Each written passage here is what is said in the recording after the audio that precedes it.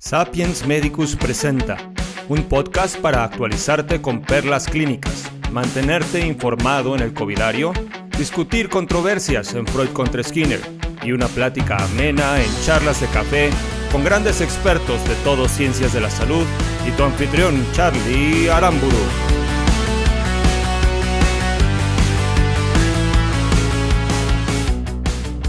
Bien, comenzamos con este episodio de Sapiens Medicus Radio con un muy amigo mío y de Sapiens Medicus, un súper experto en el tema. Él va a abordar el tema en el segmento de perlas clínicas con el tema de hiponatremia. Nuestro invitado del día de hoy es médico por la Autónoma de Guadalajara. Realizó su especialidad de medicina interna y después de nefrología, ambas especialidades por el Instituto Nacional de Ciencias Médicas y Nutrición Salvador Subirán. Además es coautor de varios capítulos del libro de Manual de Terapéutica Médica, diversos artículos y es un apasionado podcaster. Se trata nada más y nada menos que del doctor Aldo Jiménez Vega. Bienvenido, Doc, ¿cómo estás? Bien, Charlie, muchas gracias por invitarnos. Aquí encantado de estar contigo una vez más en Sapiens. Una excelente iniciativa de parte tuya y de tu equipo de ahí de Guadalajara. Muchísimas gracias, Doc. Pues aprovechando pues tu grandísimo expertise en el tema, sacándole hasta el último juguito, hablar de este tema de hiponatremia, pues es hablar del trastorno electrolítico más común, ¿no? El 20 a 30% de los pacientes, como en alguna ocasión mencionaste en el curso que diste con nosotros, de los 20 a 30% de los pacientes hospitalizados lo padecen, ¿no? Y pues se presenta principalmente a través de manifestaciones neurológicas.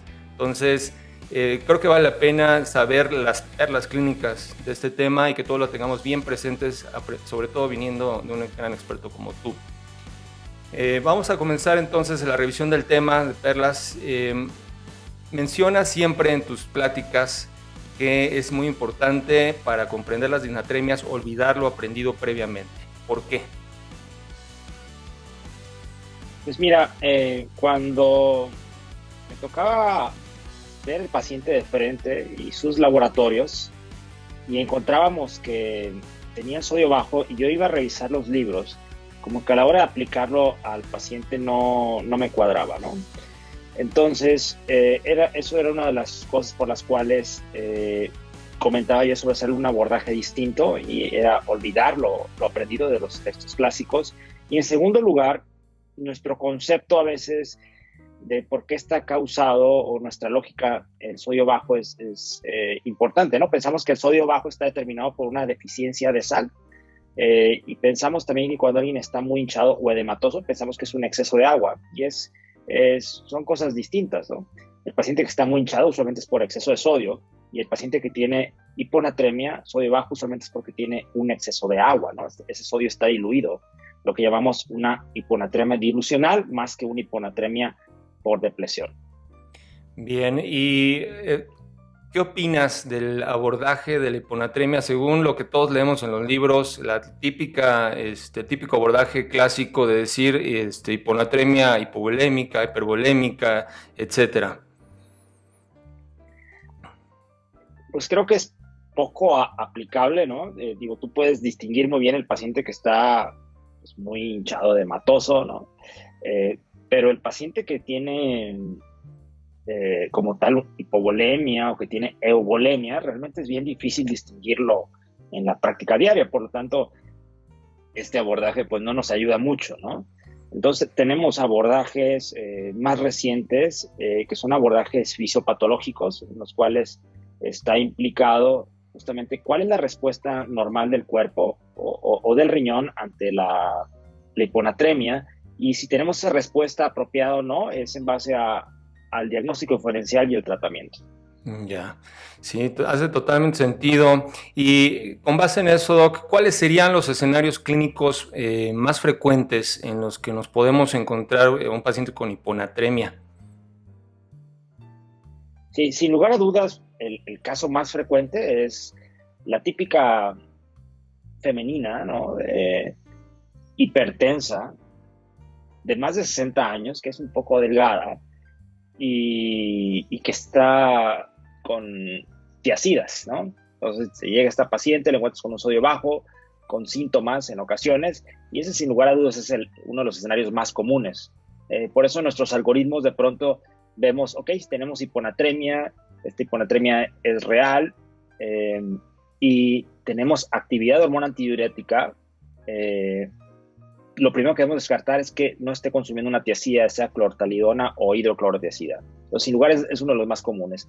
En segundo lugar, la hiponatremia asociado ahora sí a pérdidas, ¿no? Ya sea pérdidas gastrointestinales o renales, donde tenemos a consumir líquidos hipotónicos después de eso y tenemos una hiponatremia con pérdidas. Sin embargo, nos alcanzamos a diluir, ¿no? Con una presencia de hormona antidiurética de forma apropiada. Y por último, los pacientes con falla cardíaca o cirrosis, ¿no? Es un escenario bastante común. Ya, pues definitivamente a mí ya me ha tocado ese tipo de casos. El primer caso de la paciente femenina ya de edad y con su tiacida, etcétera, es de veras es súper clásico. Ya lo viví, ya lo tuve que tratar, y me identifiqué completamente. Y bueno, Doc, ¿qué debemos considerar siempre para el abordaje y manejo inicial de la hiponatremia? Bueno, el primer paso, primero es identificar si esta hiponatremia es verdadera o es falsa, ¿no? ¿A qué me refiero a eso? Bueno, la hiponatremia la clasificamos en base a la tonicidad, y la tonicidad quiere decir hacia dónde se mueve el agua dentro de las células. Entonces, la hiponatremia real es una hiponatremia hipotónica, en donde el agua va adentro de las células y tiende a hincharlas, ¿no? Tenemos la hiponatremia isotónica e hipertónica, que son hiponatremias falsas, que son causadas por causas menos comunes, ¿no? Por ejemplo, la isotónica por exceso de lípidos o de proteínas en el suero, que da una alteración al momento de medirla por los estudios de laboratorio. Y la hiponatremia hipertónica, que es de las falsas la más común, es asociada sobre todo a hiperglucemia, que la glucosa tiende a jalar agua, ¿no? Y eso diluye el sodio. Entonces, una vez que pasamos ese paso, decimos, ok, es una hiponatremia hipotónica, una hiponatremia verdadera. De ahí lo que hacemos es revisar cómo está respondiendo nuestro organismo, ¿no? Cómo está respondiendo el riñón. La respuesta normal ante la hiponatremia es, como es una hiponatremia dilucional, es eliminar agua libre, ¿no? Orinar diluidamente. Entonces, vamos a ver la osmolaridad urinaria. Si la osmolaridad urinaria está baja, que es lo normal, está diluida, ¿no? Esta hiponatremia tiene unas causas muy puntuales, ¿no? Realmente nada más tenemos 3 tipos de causas. Una, o el paciente está tomando mucha agua. 2, el paciente no puede eliminar agua porque tiene una función renal disminuida, ¿no? Por falla renal. Y 3, el paciente está consumiendo pocos solutos, ¿no? Y esto le impide concentrar bien la orina. Esta es una hiponatremia en donde no hay presencia de hormona antidiurética. Si el paciente tiene una orina concentrada, es decir, una osmolaridad urinaria inapropiadamente alta, quiere decir que el riñón no está respondiendo como debe, y eso usualmente nos habla que tenemos hormona antidiurética. Y la hormona antidiurética hay que ver si está secretada de forma apropiada o inapropiada. Por eso se llama un abordaje fisiopatológico, porque es un abordaje muy lógico en base a cómo responde nuestro organismo. Entonces, si no tenemos hipovolemia en el sentido de que no estamos depletados, o si nuestra presión arterial no está baja, podemos decir que tenemos una secreción inapropiada de hormona antidiurética y buscaríamos las causas, ¿no? Si es por problemas en los pulmones, en el cerebro, por algún fármaco o algún otro estímulo inapropiado de secreción de hormona antidiurética. Ya, buenísimo, Doc. Y ahora ya sabemos cómo lo debemos de abordar y hacia dónde debemos encaminar nuestro manejo. Pero, ¿qué debemos evitar a toda costa en la hiponatremia? Bueno, una de las cosas que debemos de evitar a toda costa es este reflejo primitivo que tenemos, ¿no? Vemos al paciente con un sodio bajo y nuestro reflejo es inmediatamente ponerle una solución salina, ¿no? Antes debemos de pensar, antes de reaccionar, ¿no? Primero, pensar por qué tiene hiponatremia, ¿no? ¿Puedo hacerle daño con el tratamiento de la hiponatremia? Que es lo que me estás preguntando realmente. y cómo corregirla. Cuando tenemos una hiponatremia crónica, nuestro cerebro se ha adaptado a este ambiente hipotónico, y en esta adaptación, si yo corrijo rápidamente el sodio, ¿no?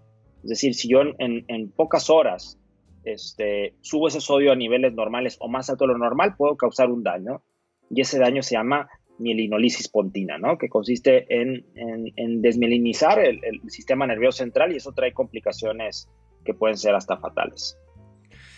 Claro, pues ya lo escucharon al doctor Aldo. Esto no lo van a leer literal en ningún libro, es aprenderlo en este momento de este gran experto, o nunca aprenderlo más que así. Entonces, Doc, ¿cómo se van a poner en contacto contigo todos los médicos que nos están escuchando?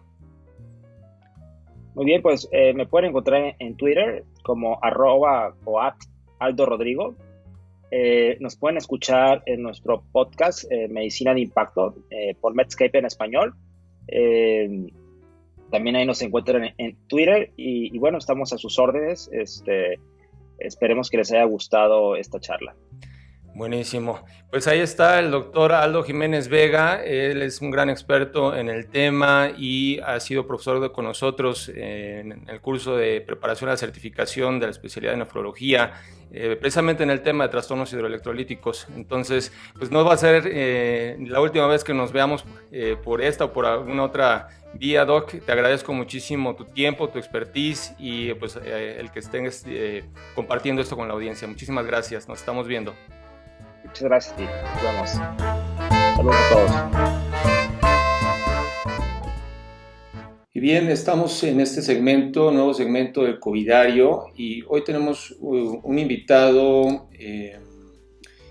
especialista en el tema, el cual es médico por la Universidad de Guadalajara, realizó la especialidad de nefrología en el Hospital Civil de Guadalajara, Fray Antonio Alcalde, maestro de la Facultad de Medicina de la UDG y actualmente es adscrito al servicio de nefrología del Hospital Civil, también de Fray Antonio Alcalde.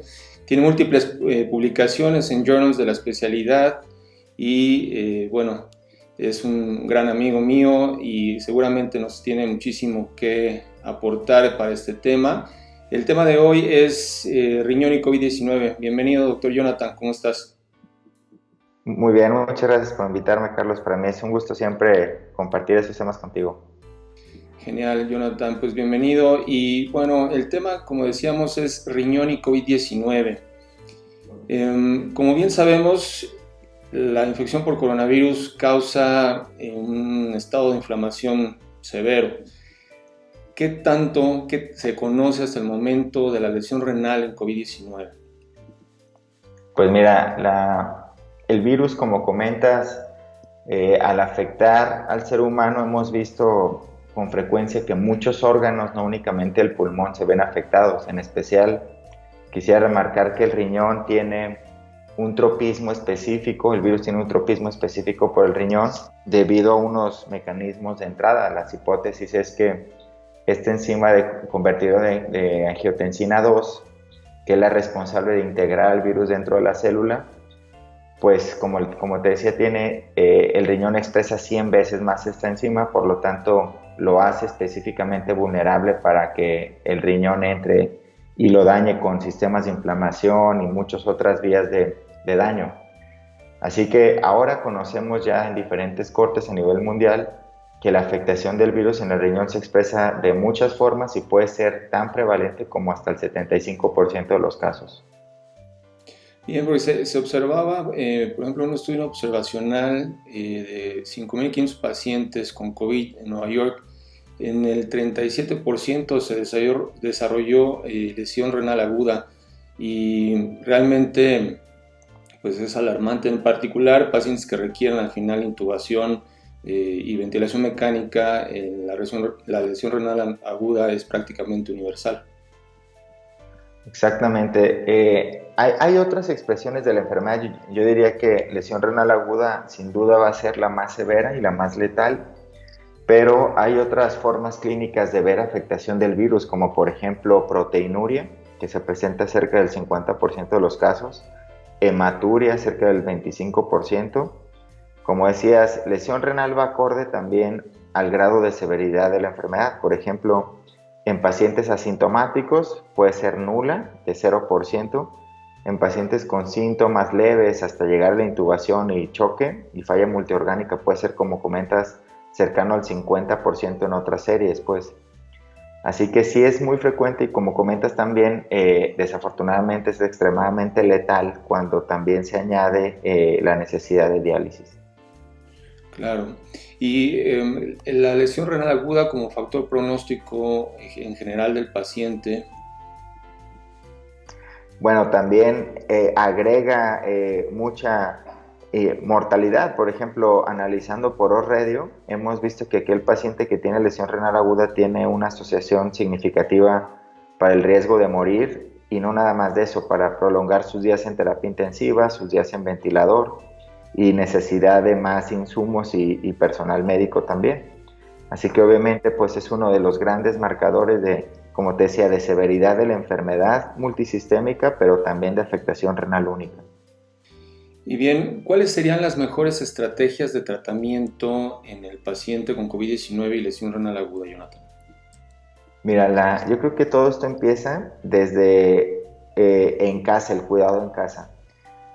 Primero, ese paciente vulnerable, voy a comentar, el clásico paciente que desarrolla lesión renal aguda es un paciente comórbido, con obesidad, diabetes, hipertensión y otras enfermedades que toma múltiples fármacos. Así que primero, ese paciente es altamente vulnerable para contraer COVID, y una vez con COVID es altamente vulnerable para desarrollar lesión renal aguda. Así que primero, ese paciente debe ser el que más se debe cuidar en casa.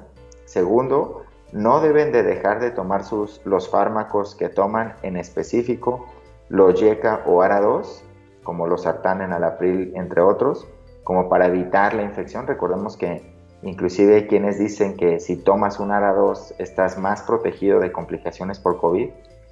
Después, ese paciente, ya una vez que desarrolla la enfermedad, tiene que acudir rápido a la valoración hospitalaria, y una vez estando en el hospital, nosotros como clínicos debemos asegurar que el estado de volemia sea el apropiado, evitar en lo posible los medicamentos nefrotóxicos, y por último estar monitoreando de manera intensiva la función renal, ya sea por gasto urinario y por creatinina sérica. Ok.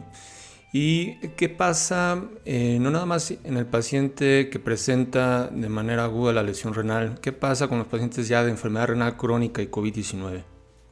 Exacto, es otro grupo muy vulnerable. Hemos visto una corte mexicana en el cual esos pacientes con enfermedad renal crónica, desde moderada, severa o diálisis, el odds radio para morir es cercano a 15. Eso significa que ese paciente que tiene enfermedad renal tiene un riesgo de morir 1500 veces más que un paciente que no tiene enfermedad renal. Por lo tanto, esto obviamente pondera la enfermedad renal como el factor de riesgo más importante para morir en los pacientes mexicanos. Ok, ¿y qué pasa con el paciente en diálisis, Jonathan? Mira, esto ha sido muy controversial, ya que de los primeros informes de Wuhan y de Lombardía nos avisaban que esos pacientes, por el alto grado de inmunosupresión, desarrollaban una tormenta de citocinas menos intensa que aquel paciente que no estaba en diálisis. Así que los primeros mensajes eran de que el paciente en diálisis pues le iba bien, que no desarrollaba complicaciones, pero al paso del tiempo y con la publicación de otras cortes del occidente de Europa, de Estados Unidos específicamente, hemos visto que no es así, que el paciente en diálisis, hasta 1 de cada 3 puede morir cuando tiene una complicación frecuente, una complicación grave de COVID. Ok, y en ese sentido, en la cuestión de prevención del paciente con enfermedad renal, ¿cuáles serían las recomendaciones en cuanto a ese tema? Pues mira, ¿te refieres en específico para no desarrollar la complicación o para...? Así es. De acuerdo. Pues desafortunadamente no hay nada que evite que la complicación progrese o empeore. Yo diría que lo mínimo indispensable sería obviamente acudir rápido al médico, evitar las medidas como automedicación y, como lo hemos escuchado mucho, de algunos fármacos que han prácticamente quitado su beneficio plausible que al inicio pensamos que servían y ahora sabemos que pues prácticamente nada hasta ahora sirve para aliviar la enfermedad y mucho menos en pacientes con enfermedad renal crónica que intentan evitar complicaciones. Claro. Y por último, Jonathan, preguntarte cuál serían o qué es lo que viene en la terapéutica hacia el paciente con enfermedad renal o lesión renal aguda y COVID. Bien, mira, yo diría que son grupos totalmente diferentes. Te quisiera comentar el grupo de lesión renal aguda en especial. Nos tratamos de enfocar en específico en terapias de aumentar la coagulación, sobre todo cuando lo estamos dializando, aumentar la anticoagulación, perdón, garantizando TPTs altos, arriba de 45-60 con heparina, o en terapias de reemplazo renal continuo utilizando citrato, por ejemplo. Eso es indispensable. Hemos visto que los filtros de diálisis se coagulan con mucha facilidad, que es un factor universal en pacientes con COVID. Seguramente hemos visto coagulaciones en otros lados también. Tratamos de dar dosis de diálisis un poco más altas de lo habitual, acorde a las guías que nos piden. Tratamos de llevarnos al límite alto y sobre todo, creo que es lo más importante, tratando de siempre mantener un adecuado estado de volumen intravascular. Eso en la clínica es muy difícil, saber cuando un paciente está sobrecargado, está seco, está normal, es muy, muy difícil. Así que creo que garantizando buena diálisis, buena anticoagulación y buen estado de volumen, estamos ofreciendo una terapia de soporte renal adecuada. Y agradecerte, Jonathan, entonces es tu tiempo, todos estos puntos críticos que debemos estar al día en esta situación tan crítica de la pandemia por coronavirus. Entonces, pues agradecerte y estamos en contacto. Muchísimas gracias.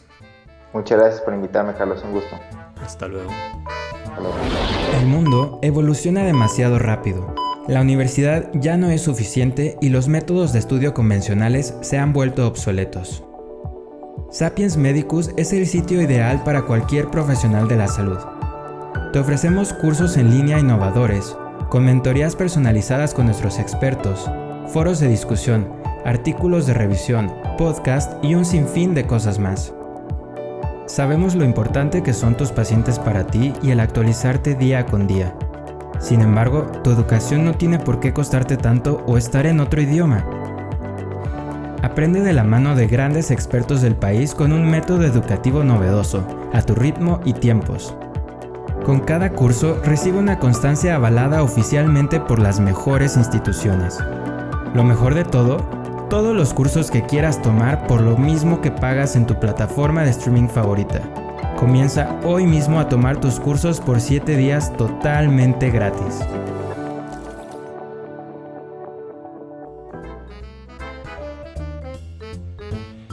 Bien, y continuamos entonces en este programa con el segmento de Freud contra Skinner, en una charla amena sobre temas de psicología, neurociencia y psiquiatría. Y en esta ocasión tenemos a dos invitados padrísimos. Uno de ellos es el doctor Cristian Israel Huerta Solano. Él es psicólogo por la Universidad de Guadalajara, maestro en psicología educativa con una especialidad en educación inclusiva por la Universidad de Guadalajara. Y además es doctor en psicología por la Universidad de Aguascalientes con su tesis en desarrollo lingüístico de las personas sordas. Por el otro lado tenemos a una invitada también súper padrísima. Ella es psicóloga por la Universidad de Guadalajara, doctora en Ciencias de la Salud Pública por la Universidad de Guadalajara también, y su línea de investigación principal son los procesos psicosociales de poblaciones en condiciones de vulnerabilidad. Además, siempre ha sido activista y defensora del conocimiento y la defensa de la violación de los derechos humanos. Entonces, realmente son dos especialistas padrísimos con quienes vamos a tener oportunidad de charlar en esta ocasión. Y bueno, bienvenidos chicos, ¿cómo están? Bien, muchas gracias. Gracias. Excelente, buenísimo. Gracias por su tiempo y por este espacio para poder charlar acerca de un tema súper importante que creo que a pesar de que estamos los profesionales de la salud, sea cual sea la rama en la que estemos sea medicina, enfermería, psicología, a veces desconocemos demasiado, a pesar de que lo escuchamos todos los días, ¿no? Y el tema es precisamente las percepciones culturales sobre el VIH.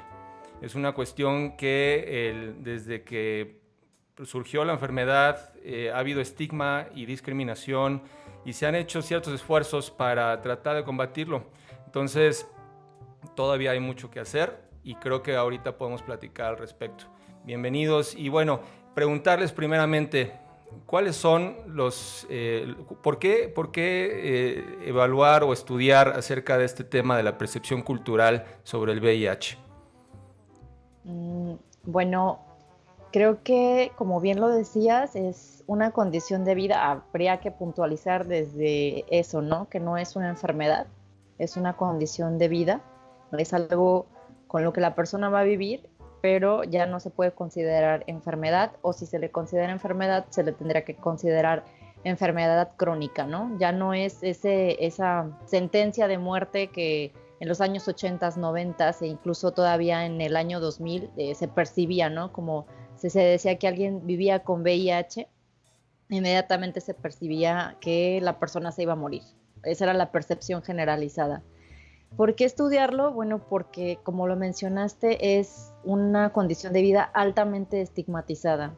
Si tú lo comparas con cualquier otra condición de vida, si tú le preguntas a alguien qué piensa del cáncer, qué piensa del COVID, qué piensa de muchas cosas, no lo va a estigmatizar tanto como el VIH, ¿no? El VIH sigue siendo estigmatizado incluso por personal de salud, que es una investigación que recientemente también estamos haciendo.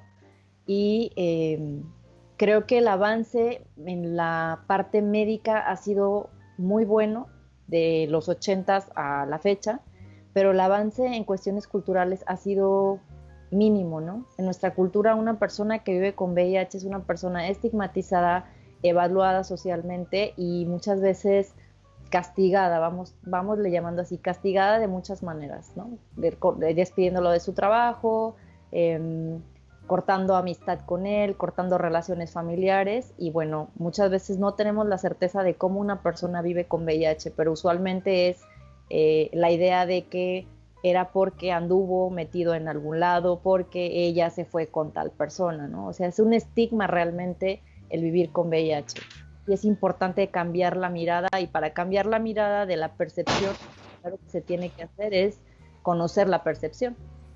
Claro, y bueno, fíjate que en lo personal, cuando estuve haciendo parte de la carrera de medicina en Europa, estuve en Alemania y trabajé, eran pues, prácticamente enfermero ambulatorio de pacientes con VIH, les iba a llevar sus pastillas, les iba a llevar su sustituto, porque todos eran adictos.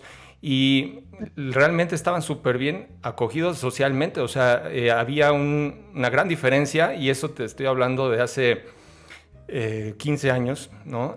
Había una gran diferencia entre lo que yo viví con ellos allá y cómo eran recibidos, cómo eran tratados, cómo eran, etcétera, y lo que ve uno aquí y el gran estigma todavía que existe en todos los ámbitos acerca del tema, ¿no? Es realmente impresionante.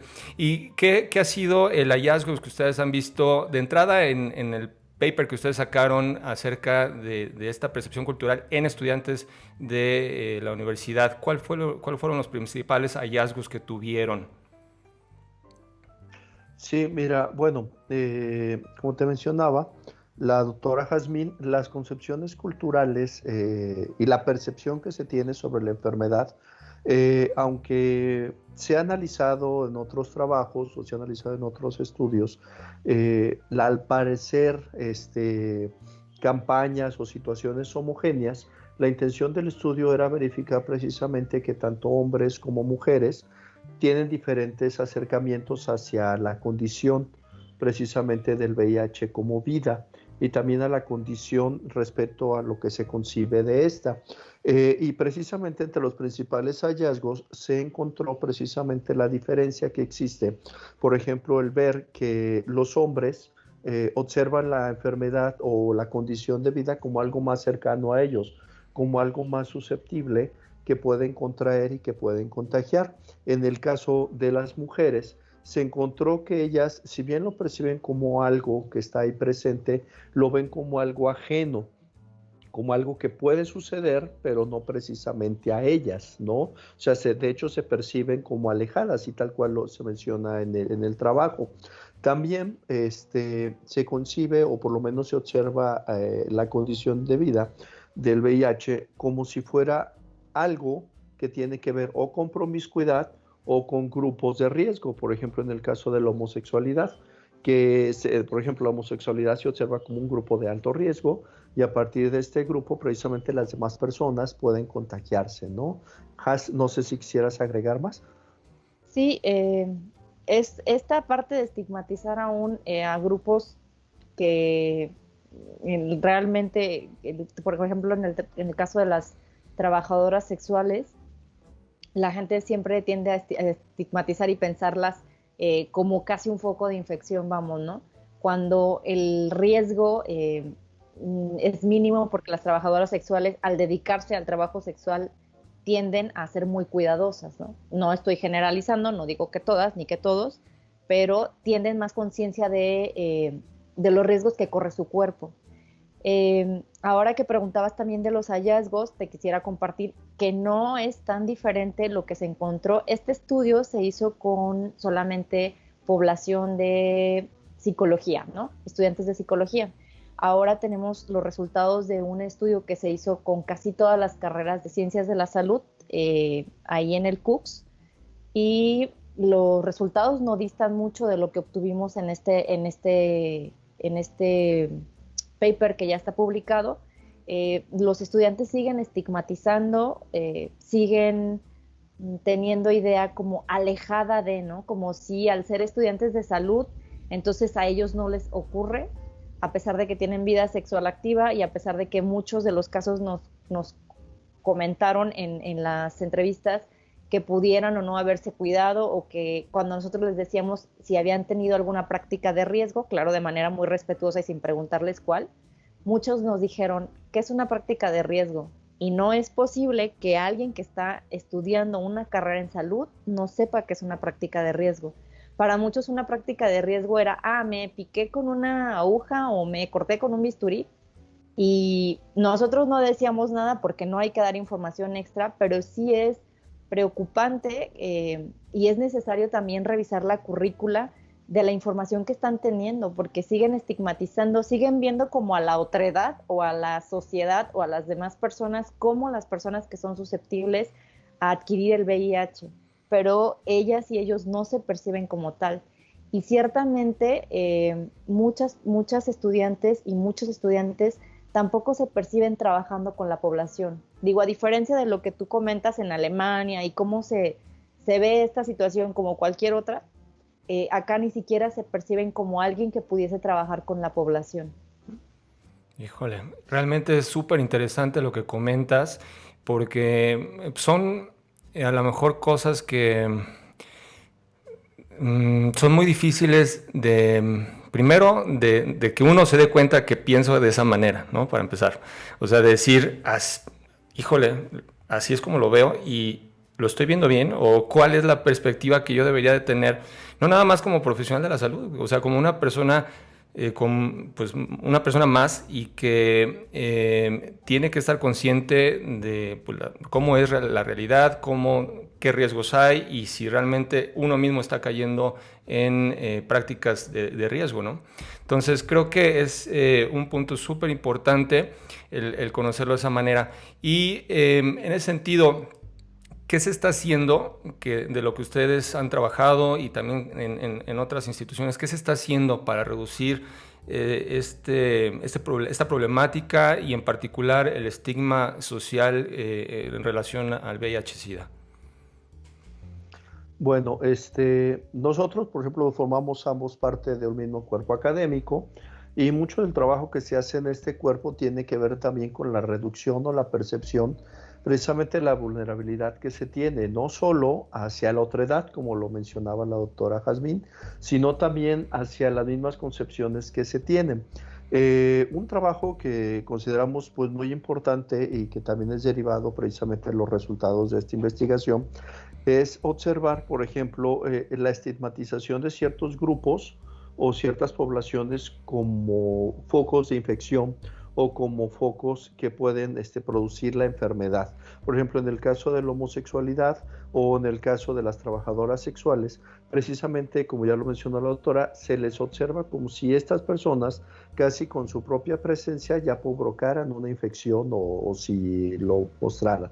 Entonces, mucho de lo que se ha trabajado, por lo pronto, en la parte de diversidad sexual, también es la implicación respecto a factores de inclusión, que eso también es muy relevante, ¿no? El observar al otro no como alguien ajeno a mí, sino como alguien que forma parte de la misma diversidad sexual, lingüística, cultural en la que yo vivo, porque también precisamente eso cambia las prácticas, porque muchas veces la concepción que se tiene todavía, inclusive desde la parte psiquiátrica o inclusive desde la parte psicológica, es observar a la persona homosexual como aquel que solo tiene relaciones sexuales con hombres bajo una situación sexual. Sin embargo, actualmente, por ejemplo, se tienen también grupos de hombres que tienen sexo con otros hombres y no precisamente se consideran ellos mismos como personas homosexuales. O también la diferenciación que existe entre lo que sería la cultura gay y lo que sería la denominación homosexual, que la denominación de homosexualidad viene más desde el campo médico, psiquiátrico, y dentro de la cultura gay, que tendría que ver ya con personas que aceptan su orientación sexual como tal y que además viven dentro de una cultura. Dentro de esta sí existe como esa concepción hacia los demás, el no ver hacia la misma persona con orientación homosexual como un foco, porque también es una lucha que se tiene dentro de la misma comunidad, ¿no? De la misma comunidad gay. No hablo de la denominación homosexual, sino dentro de la misma comunidad gay, en la que se siguen realizando acciones o prácticas precisamente para reducir este tipo de situaciones, porque hacia afuera es muy, la denominación es como muy marcada, ¿no? O señalada. Sin embargo, dentro de la misma comunidad gay se busca precisamente la información, la orientación, el conocimiento de este tipo de situaciones que presentes con quienes trabajamos y que en muchas ocasiones aquellas personas que solo se identifican con la orientación homosexual no conocen, que también es un punto que hay que observar, ¿no? Porque muchos dicen, pues tengo sexo con otros hombres y punto, ¿no? O sea, no existe ese conocimiento tampoco de la práctica de riesgo o no se ubica como tal una práctica de riesgo ciertas situaciones, ¿verdad? Ya, híjole, pues realmente habría muchísimos aspectos que conocer. La verdad es que estoy asombrado de todas las diversas perspectivas desde las que ustedes están analizando el tema y cómo, dependiendo del grupo en el que se ubiquen, las personas es una problemática particular. Y creo que lo que sí logro identificar es que en todos los grupos hay una carencia de información suficiente acerca de quién soy yo, cuál es mi sexualidad, cuáles son mis preferencias, mi cultura, estoy haciendo prácticas de riesgo, etcétera. Entonces, creo que la información es sumamente indispensable y con ello, ¿qué papel juega, al menos en nuestra cultura como México, el hecho del machismo en relación a la percepción cultural del VIH? Muchísimo, muchísimo porque al ser un país altamente machista, y hablamos que tenemos que hacer la precisión que machista no implica nada más a los hombres, ¿no? O sea, el machismo también permea a las prácticas de las mujeres. Y eso es una constante que he encontrado en varias investigaciones, el hecho de que las mujeres se perciben, como lo decía ya el doctor Israel en los resultados de este estudio, pero en general la constante es que las mujeres perciben o no se perciben susceptibles por el hecho de que ellas tienen una pareja y ellas son fieles. O sea, para las mujeres el factor protector es la fidelidad. Y si nos vamos un poco a la historia y a la cultura de nuestro país, a la mujer se le ha enseñado que tiene que ser fiel, que va a ser solamente va a ser novia de alguien, que va a casarse y le va a ser fiel a su esposo, pero no conciben la parte de un posible no acuerdo explícito y verbal de decir, a ver, yo solamente voy a tener relaciones sexuales contigo y entonces tú también solamente vas a tener relaciones sexuales conmigo, sin nada, sino que lo dan por sentado, ¿no? Como que si viniera con el paquete de soy novia y ya soy esposa y entonces eso es el escudo que me protege. Y eso me ha pasado mucho, incluso me pasó trabajando con una asociación civil en donde nosotros repartíamos en diferentes lugares condones tanto a mujeres como a hombres. Obviamente por afinidad yo siempre abordaba a las mujeres y uno de mis compañeros abordaba a los hombres. Y pasó algo muy curioso una vez que fuimos a Chapala, recuerdo, porque estábamos en la parte del malecón, venía una pareja que se veía que ya tenían creo que un niño pequeño, la mujer venía con él agarradito de la mano y entonces me acerqué y casi al instante cuando le empecé a hablar me dijo, no, es que yo ya estoy casada, ¿no? Fue como, a mí no me digas porque esto ya no me compete. Y se distanciaron un poco entre su esposo o su pareja y ella, en lo que mi compañero lo abordó, y entonces de repente ella sigue caminando, voltea y ya su pareja se empareja, así decirlo al paso, siguen caminando y le pregunto yo a él, ¿te le diste condones? Y me dijo, sí, pero me dijo, dámelo rápido, y se los metió a la bolsa. Ok. Nosotros ahí no estábamos para juzgar absolutamente nadie, nosotros estábamos para colaborar con una cuestión que es una práctica, y a mí me queda muy claro que él sí está pidiendo condones, es porque se cuida y eventualmente eso hace que ese cuidado repercuta en el cuidado de su pareja. Pero las mujeres, la constante es que sí se sienten muy ajenas por el hecho de la fidelidad y esta cuestión de que nos han heredado de tú tienes que ser solamente para una persona y tú vas a tener, y entonces ellas dan por sentado que el hombre lo hace. El hombre también entra como en un juego de poderes de el típico, y eso lo podríamos ahondar no más, pero es que si yo me pongo un preservativo entonces pierdo la erección, es que si yo nada más tengo, incluso cuando una mujer se lo pide es porque quieres que me ponga un condón, ¿no? O sea, me está haciendo tú infiel, ¿no? Inmediatamente es pensar que la mujer le está haciendo infiel. Eso es una serie de prácticas de juegos de poderes también que implican el hecho de que sí el machismo influye sí o sí en las prácticas, ¿no? Claro. Sobre todo en este de la fidelidad como un factor protector y que se dé por sentado que hay acuerdos que se tienen que hacer verbales y que aún así no podemos estar ni seguras ni seguros de que se van a cumplir, pero de que no vienen con el paquete de cuando quieres ser mi novia, entonces ahí ya me estoy comprometiendo a ser fiel, ¿no? O sea, y parece que eso ocurre en chicas de licenciatura, en chicas de preparatoria, en personas de posgrado, en diferentes grupos poblacionales, la constante es esa. La fidelidad la consideran un factor protector, pero aparte es una fidelidad implícita, no es hablada, ¿no? Claro. Y eso es Sí, y sí me gustaría agregar, por ejemplo, en otro estudio con el que estamos trabajando ahorita, precisamente con población de comunidad gay y población homosexual, fuera y dentro del centro universitario, nos hemos encontrado curiosamente con algunas entrevistas que hemos realizado que, por ejemplo, los chicos que hemos entrevistado han sido en su mayoría hombres con orientación homosexual, nos han dicho que de 10 hombres con los que se han acostado, casi 7 han sido casados. Yeah. Entonces, eso también agrega el punto del machismo, porque dicen, bueno, de hecho, bueno, algunos de los chicos han dicho, es que ellos me han dicho, es que tú eres mi puta, ¿no?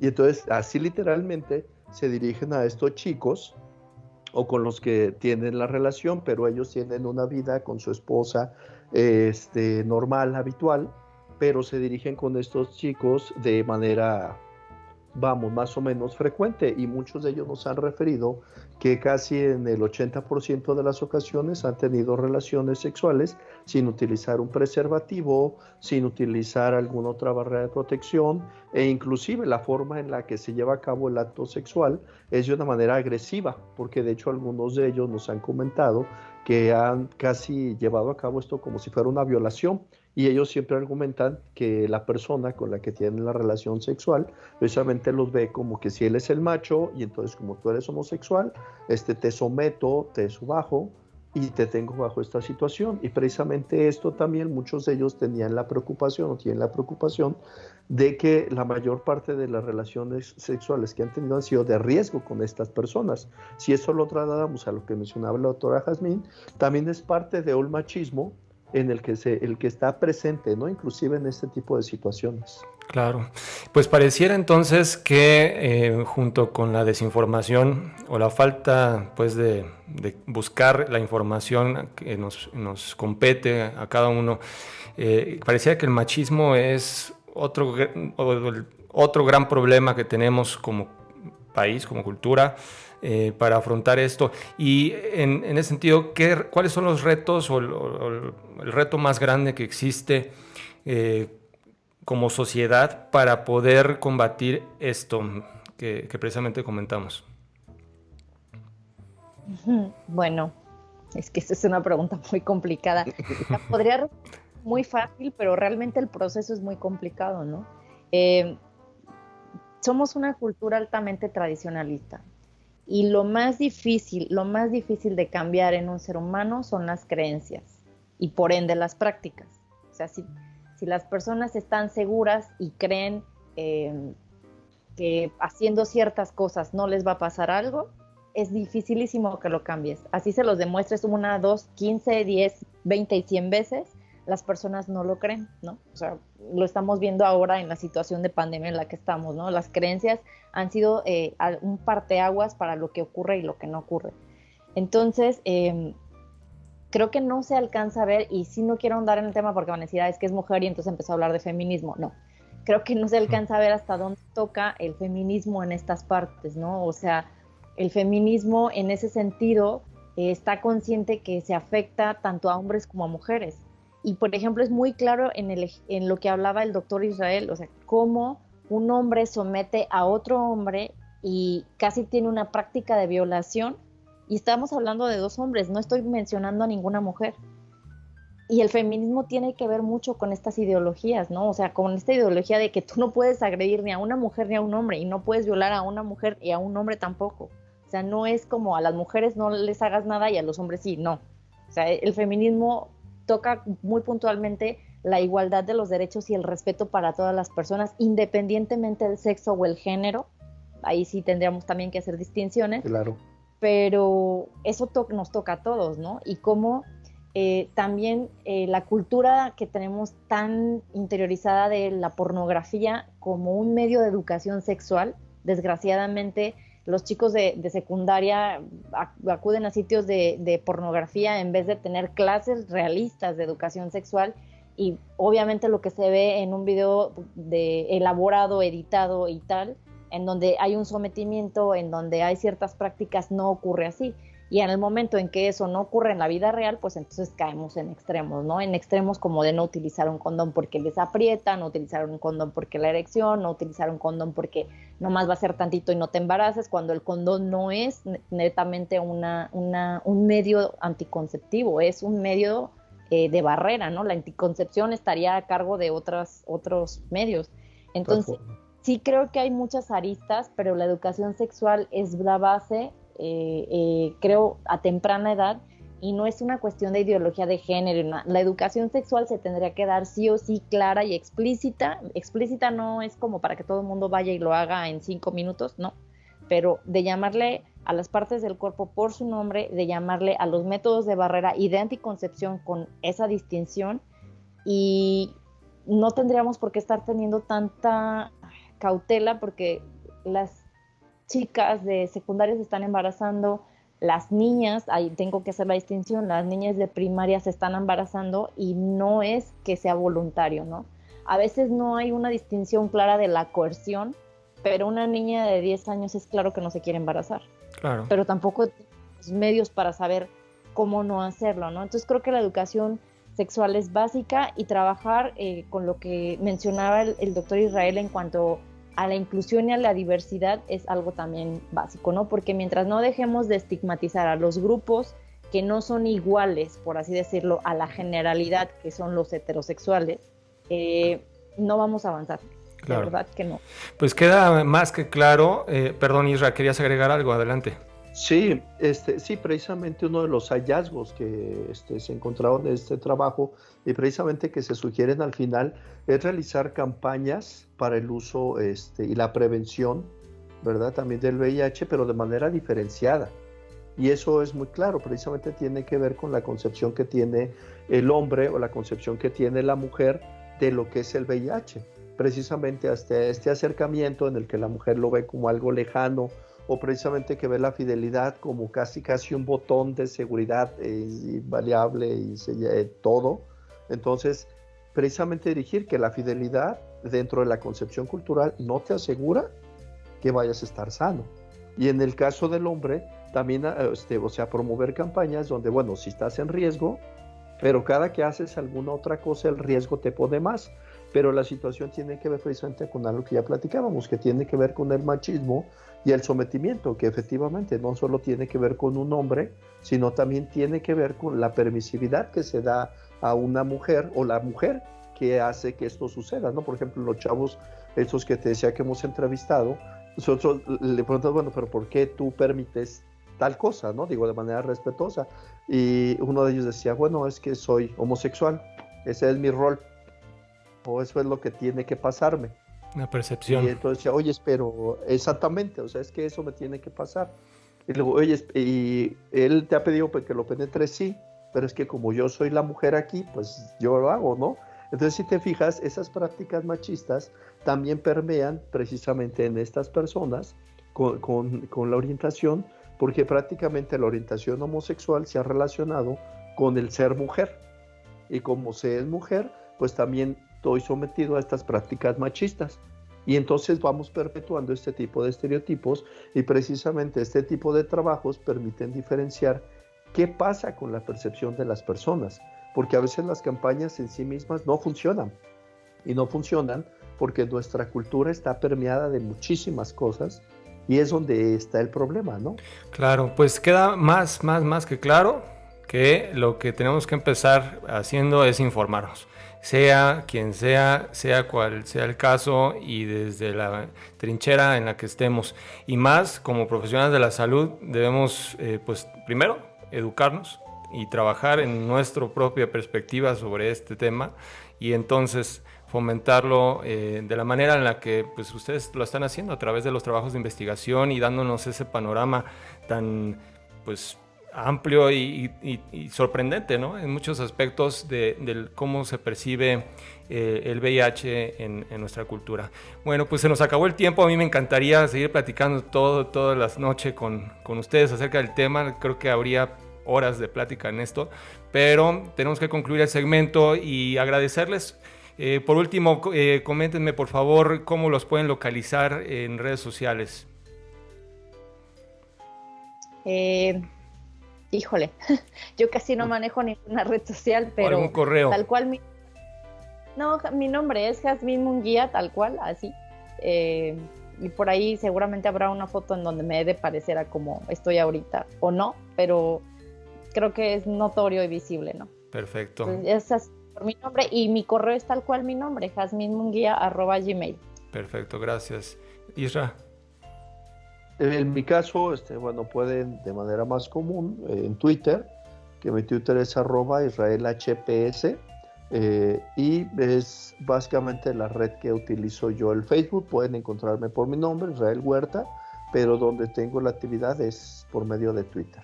Genial, buenísimo. Pues entonces agradecerles el tiempo, agradecerles pues ahora sí el abrirnos los ojos con respecto a este tema.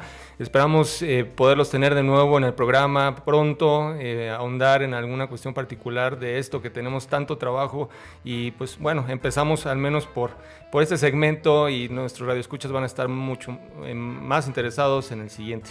Muchísimas gracias y estamos en contacto. Gracias. Gracias, hasta luego.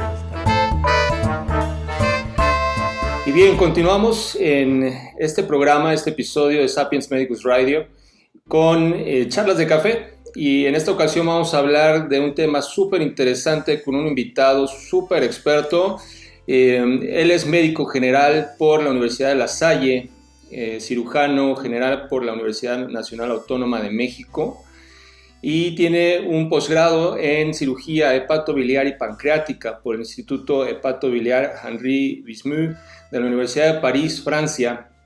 Además es cirujano endoscopista y endoscopista gastrointestinal por la UNAM. Actualmente es cirujano general y hepatobiliar en el Hospital de Especialidades Centro Médico Nacional Arrasa. Se trata nada más y nada menos que del doctor José Luis Beristain Hernández.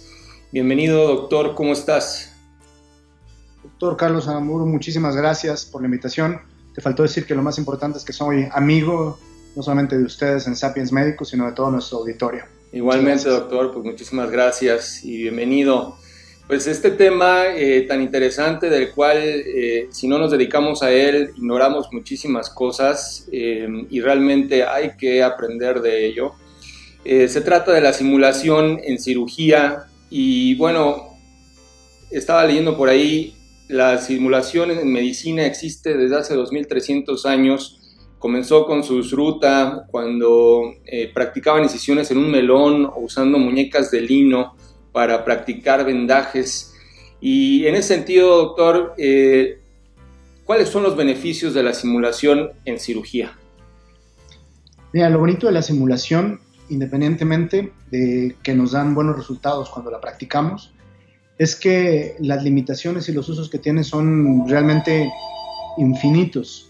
Esto quiere decir que pues la podemos utilizar para muchas situaciones y los beneficios son tangibles.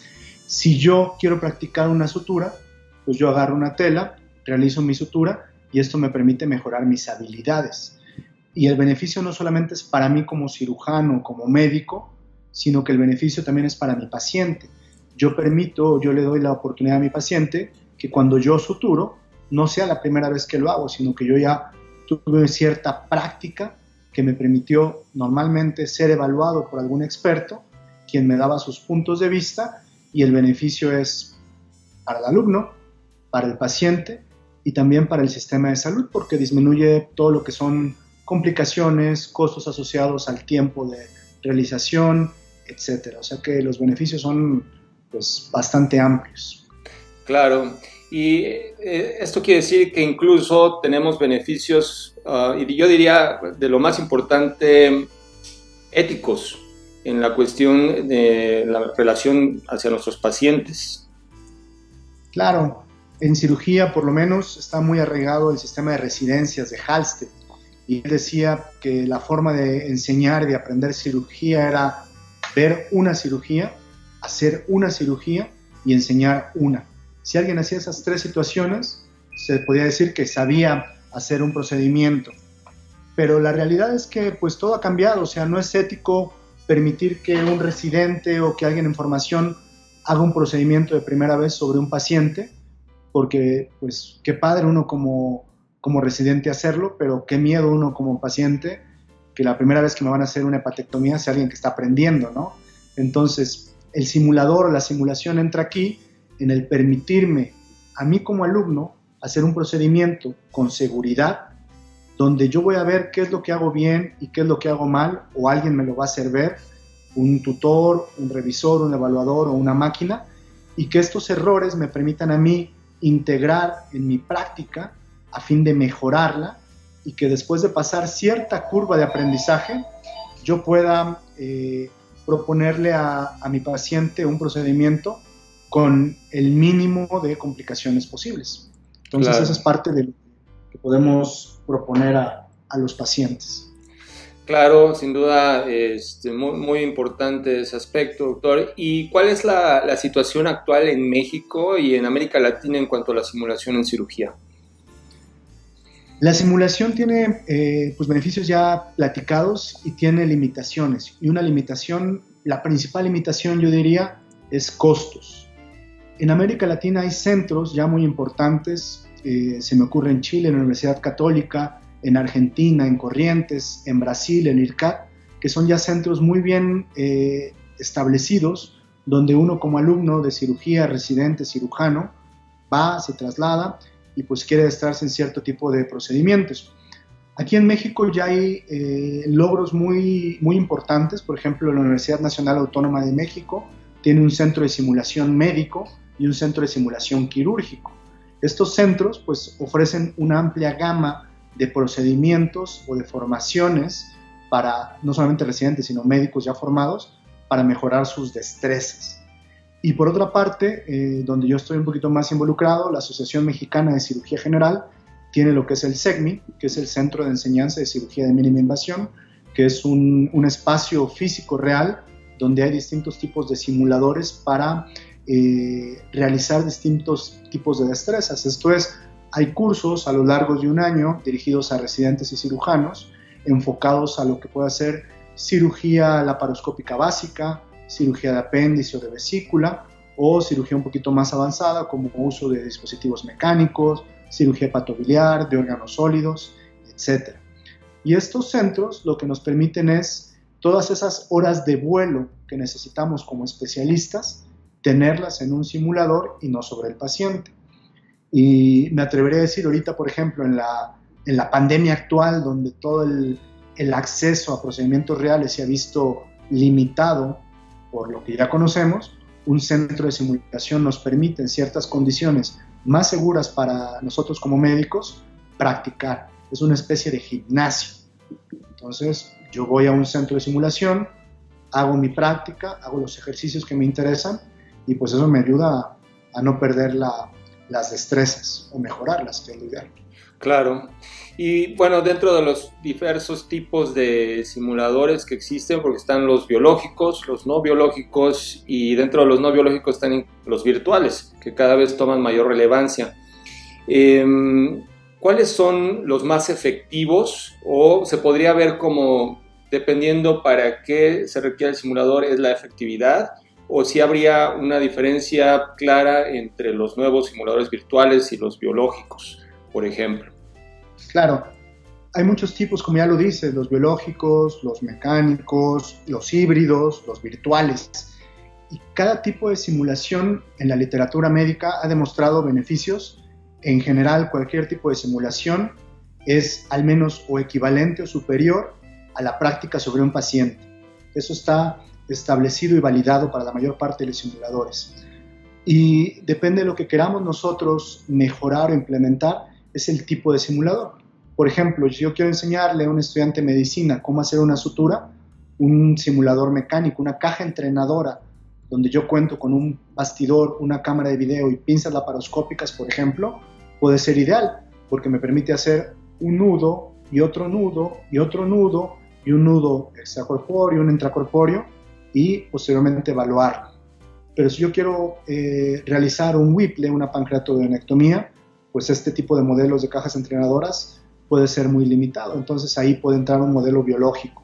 Y los modelos biológicos pueden ser con vísceras ex situ, es decir, una parte abdominal de todas las vísceras de un cerdito que ya se les extrajo en una caja y pues con esto puedo tener yo ciertas, pues un parecido muy, muy exacto con lo que es un ser humano, o pueden ser modelos biológicos vivos que también tienen ciertas limitaciones éticas y con estos modelos pues podemos realizar cirugías completas, realizando anastomosis y posteriormente sacando los bloques animales, y si yo hice una anastomosis de la vía biliar al hígado, pues le podemos poner, inyectar agua y ver si está permeable por completo. Podemos también ver con modelos perfundidos, podemos poner sangre en vísceras y esta sangre, si yo corto cierta estructura vascular, puede darnos un sangrado muy parecido a un sangrado real. Y normalmente lo que hacemos es los modelos más simples para destrezas más básicas y los modelos más complejos para destrezas pues más avanzadas, procedimientos o cirugías completas. Y los virtuales entran un poquito en el medio. Los simuladores virtuales como el iLab o el DBSim nos permiten tener ciertos procedimientos desde un apéndice hasta un bypass quizá, donde nosotros podemos hacer el procedimiento, y la ventaja de esto sobre otros modelos es que la retroalimentación es inmediata, es decir, la computadora tiene cierta inteligencia artificial para analizar cuántos movimientos tengo yo que hacer para realizar un punto y me dice, estás haciendo un ángulo muy grande, tardas más tiempo, tu otra mano está mal colocada, tardas más tiempo de lo habitual o tardaste hoy más que ayer, y esa retroalimentación es indispensable en cualquier simulador, sea virtual o no, porque me permite a mí ver lo que estoy haciendo mal para mejorarlo y ver lo que estoy haciendo bien para continuar haciéndolo de esta forma. Claro, entonces pareciera que no se trata tanto de que un grupo específico de simuladores, por ejemplo los biológicos, sean mejores o más efectivos que los virtuales, simplemente es dependiendo del nivel al que quiera uno llegar y en el nivel en el que estén los estudiantes, los participantes, sería escoger el más ideal para esa situación en particular, ¿cierto? Así es, normalmente tener un simulador virtual que tiene un costo muy elevado para aprender a hacer nudos simples, pues aunque no podemos decir que es un desperdicio porque es educación, sí es tener un recurso muy grande para una destreza muy básica, entonces no es lo mejor. Claro. Y bueno, doctor, en ese sentido, preguntarle cuáles son los esfuerzos que se están haciendo actualmente por incorporar esta metodología educativa en México y en el resto de Latinoamérica. Creo que todas las asociaciones, por lo menos de cirugía general, hablando de la Asociación Mexicana de Cirugía General, la Asociación Mexicana de Cirugía Endoscópica y la Asociación Mexicana de Hepato-Pancreato Biliar, han unido esfuerzos en tratar de hacer cursos que ya no solamente sean teóricos, sino que sean teórico-prácticos. ¿Por qué? A fin de tener a lo mejor un curso muy enfocado a alguna cirugía o un procedimiento en particular, tener todo el conocimiento teórico y tratar en el mismo curso llevarlo a la práctica.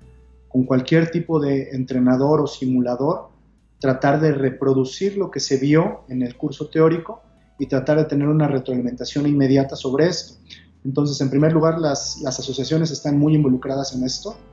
En segundo lugar, como lo comento, la UNAM ha invertido un dinero muy importante en un centro que debo decir que es de primer mundo realmente. Aquí la limitante de estos centros o de estos cursos es el número de gente que se necesita para adiestrar a todos nuestros cirujanos. Si pensamos que tenemos cerca de o más de 5,000 cirujanos en el país y cada asociación tiene un centro, incluidas las universidades, pues lo que hace falta es reproducir estos centros en todos los colegios a nivel nacional, en todos los estados, en todas las universidades que otorgan cursos de posgrado, de especialidad, para que no solamente esté concentrado en las grandes ciudades, sino que también en todas las ciudades tengan acceso a simuladores que permitan pues mejorar las habilidades y destrezas. Genial, sí, pues va a ser, me imagino, un proceso gradual y pues tomando la principal limitante en este sentido que es el recurso económico, pues va a ser un paso, digamos un avance gradual el que se vaya dando o tenga que darse para mejorar la formación de los cirujanos. Y hablando de retos, doctor, ya vimos que el principal pues es el económico, pero ¿cuál sería el otro reto o cuáles serían los otros retos que existen para lograr difundir este tipo de estrategias educativas? ¿Son retos culturales? ¿Juega un papel la vieja escuela de cirujanos en la velocidad con la que se difunda esto y se propague? ¿Cuáles son los otros retos que usted considera muy importantes y los que se tendrá que trabajar? Pues tenemos muchos retos, o sea, a nivel formativo, pues hay muchos, no solamente es para cirujanos, esto es importante decir que para médicos la simulación es básica en nuestra formación, así como hay el ATLS, el ACLS, que son cursos basados un poquito en educación basada en competencias en simulación, pues también hay maniquís que nos permiten a nosotros como médicos generales entrenarnos y hay modelos para desde quitar uñas enterradas, colocar sondas endopleurales, sondas Foley y toda esta implementación de la simulación, pues aunque es cara en un principio, si yo puedo tener un modelo que me permite poner 100 sondas Foley con 100 alumnos, pues ya le ahorré mucho tiempo a un paciente para que le coloquen su primera sonda Foley. Entonces el reto en cuanto a económico sí es importante, pero no es realmente lo más complejo. El reto viene mucho desde la parte personal. Muchos, como dices, muchos médicos dicen es que la simulación no sirve aprender sobre el paciente. Y este cambio de mentalidad o de paradigma es importante porque ya está validado que el simulador es quizá la mejor forma de acortar nuestras curvas de aprendizaje y de dar mejores resultados y menos complicaciones a los pacientes, pero quizá muchos de nosotros como médicos no lo tenemos eso claro. Entonces el primer reto es de mentalidad, de cambio de paradigmas. Otro reto nosotros como médicos muchas veces pensamos que somos un producto terminado, ¿no? Pues yo ya terminé medicina, yo puedo dar consulta de médico general sin problemas. O yo soy cirujano, yo no tengo ya por qué estar aprendiendo o practicando, ¿no? Y esto lo vemos mucho, por ejemplo, en otras disciplinas. Los pilotos aviadores o los bomberos tienen videojuegos, tienen simuladores muy grandes a los que tienen que cumplir determinado número de horas antes de poder graduarse, donde se les pongan distintos escenarios reales. Por ejemplo, el piloto, ¿sabes qué? Te quedaste sin un avión, tienes niebla, estás a 7,000 metros y pues de pronto, ¿qué vas a hacer? No tienes comunicación, no tienes motor automático. Nosotros como cirujanos no solamente la simulación de cómo hago yo el punto, sino la simulación de equipos. Es decir, estoy yo en mi hospital y algo muy real, por lo menos aquí en la Ciudad de México, ¿qué vamos a hacer nosotros como equipo? ¿Cómo simulamos cuando hay un problema externo? Tú dices, bueno, pues ¿qué problema, no? Pues puede haber un temblor, puede haber un incendio, se puede acabar cierto material, entonces todos esos escenarios tenemos que simularlos y eso es cambiar un poquito el chip. Otro reto sería lo que te decía, no somos un producto terminado. En los deportes, los deportistas de élite saben que no solamente es ir al gimnasio, entrenar, sino que tienen que ver videos de ellos mismos haciendo una canasta, por ejemplo. ¿Sabes qué? Aquí cuando agarras la pelota y alguien que no es un deportista, a lo mejor que es su entrenador, le dice, el ángulo donde agarras la pelota lo tienes mal, te vas a lastimar la muñeca y cuando lo lanzas así, tienes mucha fuerza. Ese tipo de evaluación tenemos que verlo nosotros, lo que pensamos que la simulación es ir y hacer y fin de la historia. Y la simulación tiene su otra parte, que es el evaluador, la persona que está viendo lo que hace el alumno o la persona en entrenamiento, que tiene que dar todos esos puntos. ¿Sabes qué? Desde cómo te estás parando, cómo tomas tus pinzas, que tengas que estar cómodo, el grado en que atacas tu sutura, cómo tomas tu material, cómo tomas tu modelo biológico. Todo eso se tiene que calificar. Hay muchas escalas para calificar este tipo de situaciones y eso es otro punto donde muchas veces olvidamos. Pensamos que la simulación es un gimnasio y sí lo es, pero es un gimnasio que nos tiene que dar a nosotros algo para decir, híjole, yo que creo que soy muy bueno, lo estoy haciendo mal por esto y eso lo tengo que mejorar para mañana o pasado mañana, hacerlo aún mejor. Nadie es excelente haciendo todo lo que hace, sino que somos perfectibles como humanos y como especialistas. Claro, pues queda más que claro la importancia y los beneficios, no nada más pues a la larga económicos y también éticos, como estábamos hablando con respecto a nuestros pacientes, de no cometer errores en ellos, sino cometerlos con la máquina, cometerlos con un modelo biológico, qué sé yo, porque pues hay datos que según por ejemplo Matar en el 2013 decía hasta el 56% de los residentes no realizan adecuadamente procedimientos de suturas. Entonces creo que es un punto súper importante que se debe tomar en cuenta para las estrategias educativas de todas las facultades de medicina y escuelas de posgrados que haya en nuestro país. Bueno, doctor, pues muchísimas gracias por este espacio, por tu tiempo y por tus comentarios, tu expertise acerca de la simulación en cirugía. ¿Cómo te pueden localizar nuestros radioescuchas para que entren en contacto contigo?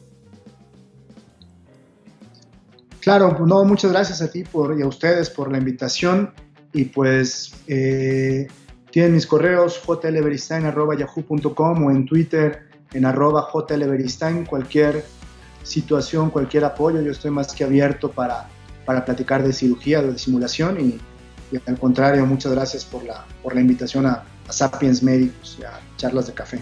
Muchísimas gracias, doctor, estamos en contacto, hasta luego.